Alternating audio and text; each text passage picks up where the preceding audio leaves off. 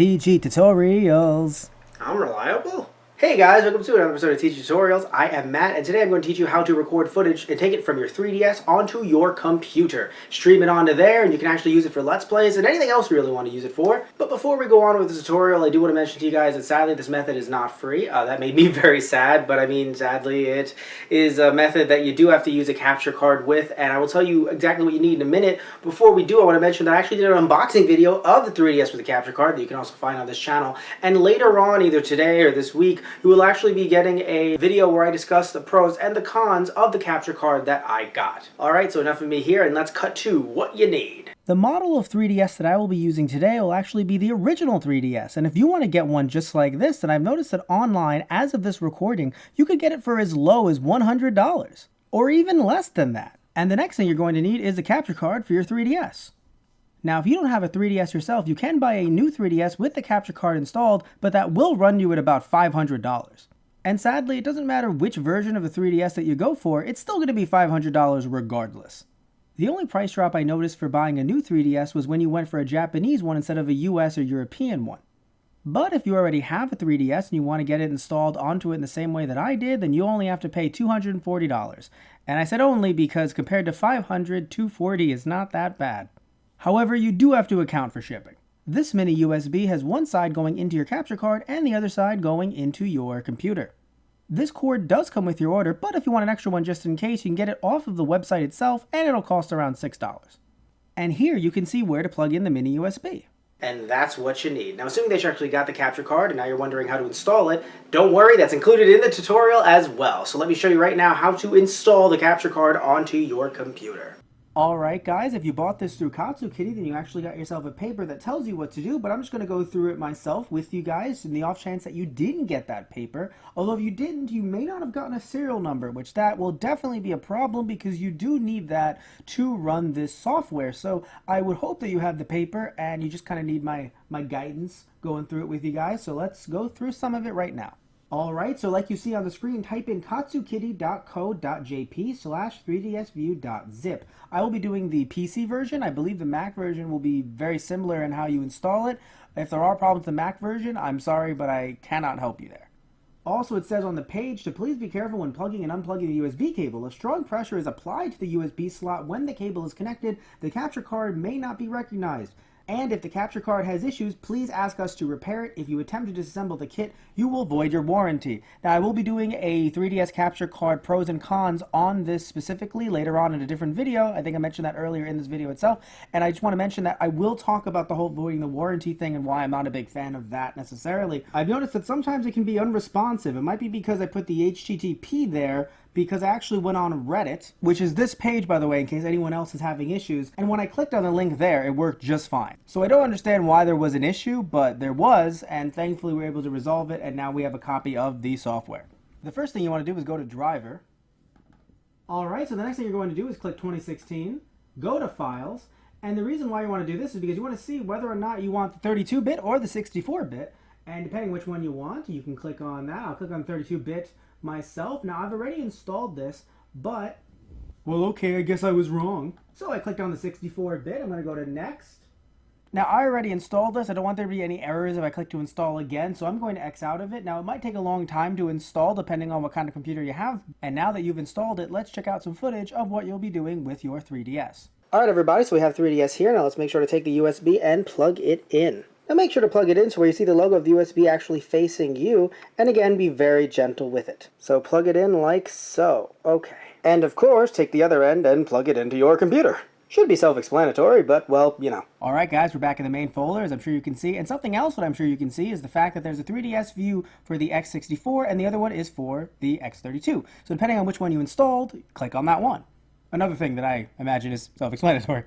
Alright, so I will be double-clicking, clicking Run, and then here we are. It says no signal, and I opened it up before and it said initializing, so it might have to read it after you install it just for a little bit. Sometimes it can be a bit hard for it to pick up that something's there, but of course it says no signal because the actual system itself is off. Alright guys, so now let's look at our little picture-in-picture thing we got going on here. Gonna open this baby up right here and turn the power on. And as you'll see on the computer view, as it turns on. Hello.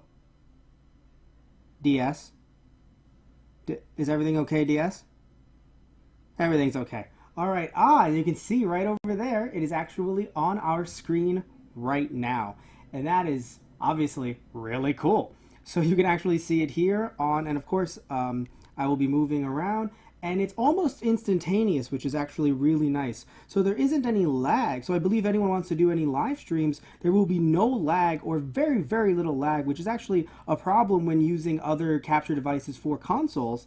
But here you can just see that it's going on right here on this screen, and it's doing just fine on the desktop as well. Now you can also, depending on the settings, you can actually, if you can tell up there with the program itself, you can change the settings, and we'll go through that in a moment. So we're going to end this picture-in-picture right here. And now I'm going to show you the capabilities of the program itself.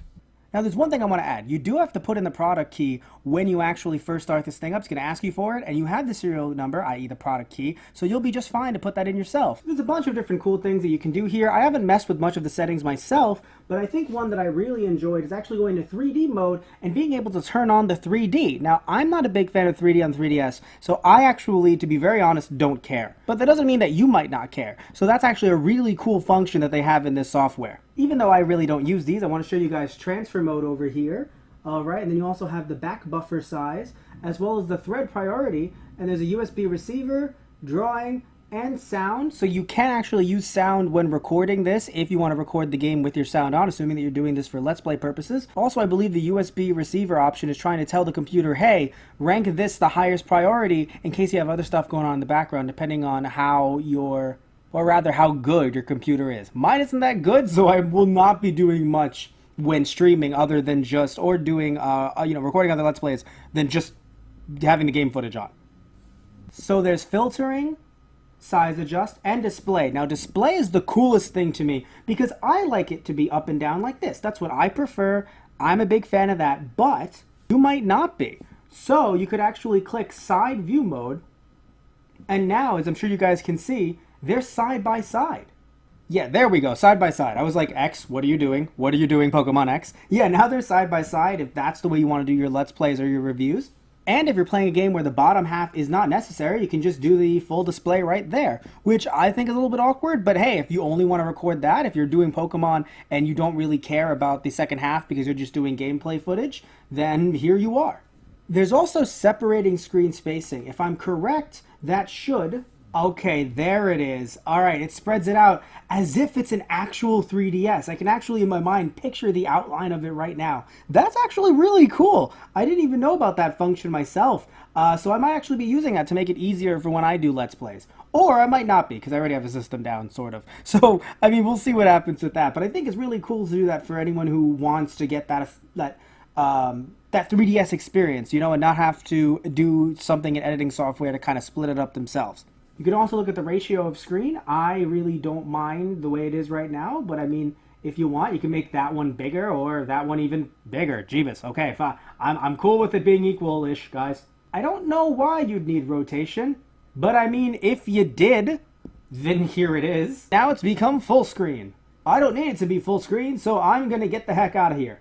Now, before we cut back to me in the studio, I just want to kind of show you guys how the game looks, see it in motion, because I feel like it would be rude if I didn't just kind of show you guys how this game moves. And honestly, there is no lag whatsoever, as you can see, and my computer is not the best. It can stutter sometimes, depending on what I'm recording. Oh, I'm in a battle now. Well, that's not something I expected, but you know what? Yeah, let's show off how a battle looks to you guys. A horde? Oh, Jeebus. Oh, okay. This is not... Wait a minute! Zangoose and... Survivor and Zangoose are enemies! Oh god, they're working together to fight me! Jeez, he looks menacing. I'm running. And before we cut back to me in the studio, the one thing that I do want to mention is sadly you cannot record footage directly through, so you can stream it, but this is not a program that helps you record the footage. I will teach you how to record the footage, however, in a future Teach Tutorials video. Okay guys, so now let's cut back to me in the studio. And that about wraps things up. Thank you guys so much for watching. Please remember to like and subscribe. And also, there should be videos around me and subscribe buttons and all that stuff, so make sure to click on them. Alright, so thank you all so much. Hope you had fun, or at the very least were entertained, or you were infotained. Is that the word? Is that informationally entertained? I don't know. Either way, thank you all so much, and see you next time with another episode of TG Tutorials. Alright, so see you.